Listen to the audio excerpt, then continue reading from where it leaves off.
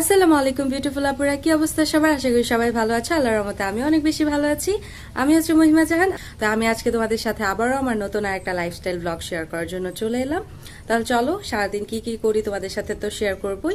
আর আজকে হচ্ছে আমার একটু বাইরে যাওয়ার কথা ছিল। আমি হচ্ছে একটু বায়োজিনে যেতে চেয়েছিলাম, কিন্তু আকাশের যে অবস্থা আমি জানি না যাওয়া হবে কিনা। যদি যাওয়া হয় সেটাও তোমাদের সাথে শেয়ার করব, যদি না যেতে পারি সেটাও তোমাদের সাথে শেয়ার করব। আশা করি তোমাদের কাছে এই ব্লগটা অনেক বেশি ভালো লাগবে, তাই শেষ পর্যন্ত ব্লগটা দেখতে থাকো। যে দেখতেই পাচ্ছ আশেপাশের অবস্থা, এখানে এত ভালো বোঝা না গেলেও অনেক বৃষ্টি হয়েছিল। অ্যান্ড এটা তো হচ্ছে সকালের দিকে হালকা হালকা বৃষ্টি ছিল, যখন হচ্ছে দুপুর হয়েছে বিকাল হয়েছে তখন বৃষ্টির পরিমাণও অনেক বেশি বেড়ে গিয়েছিল। তা আমি এই দিন দেখেই চিন্তা করছিলাম যে আমি অ্যাকচুয়ালি যেতে পারবো কি না।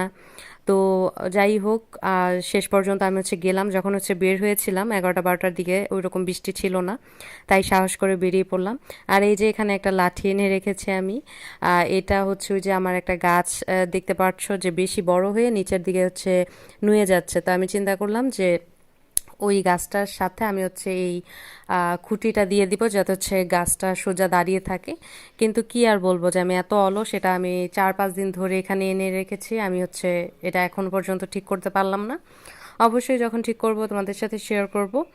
তারপরে হচ্ছে সকালে ব্রেকফাস্টের জন্য হচ্ছে আমি নুডলস মেক করে নিয়েছিলাম।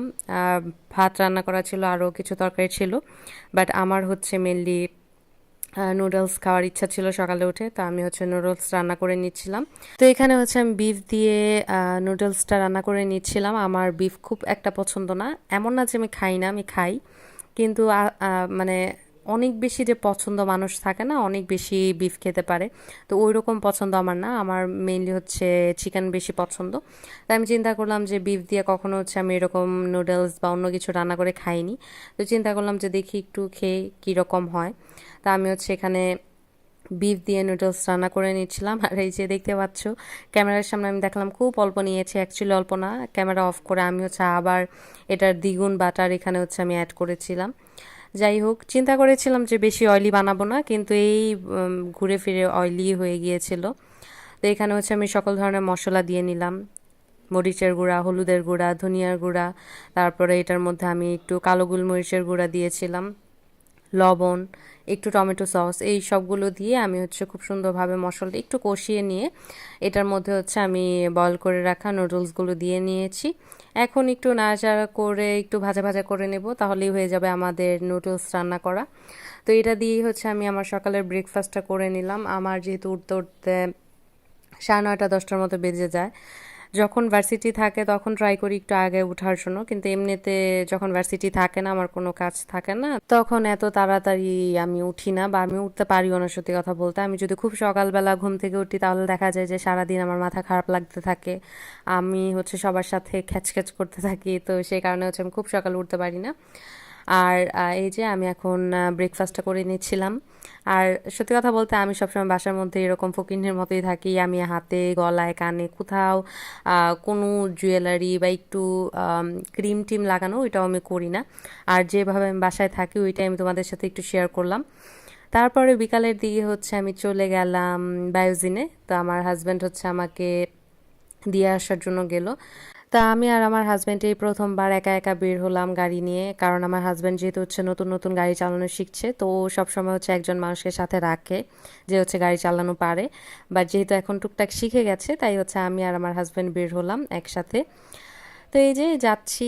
তারপরে হচ্ছে আমি বায়োজেনে গিয়েছিলাম, ওইখান থেকে টুকটাক হচ্ছে কাজ করলাম। মেনলি যেটার জন্য যাওয়া হয়েছিল, আমার একটা বোনের জন্য যাওয়া হয়।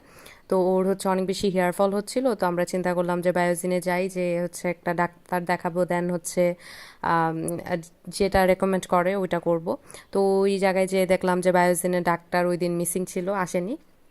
তো আর কি করব, তো চিন্তা করলাম যে আমরা একটু পার্লারে চলে যাই।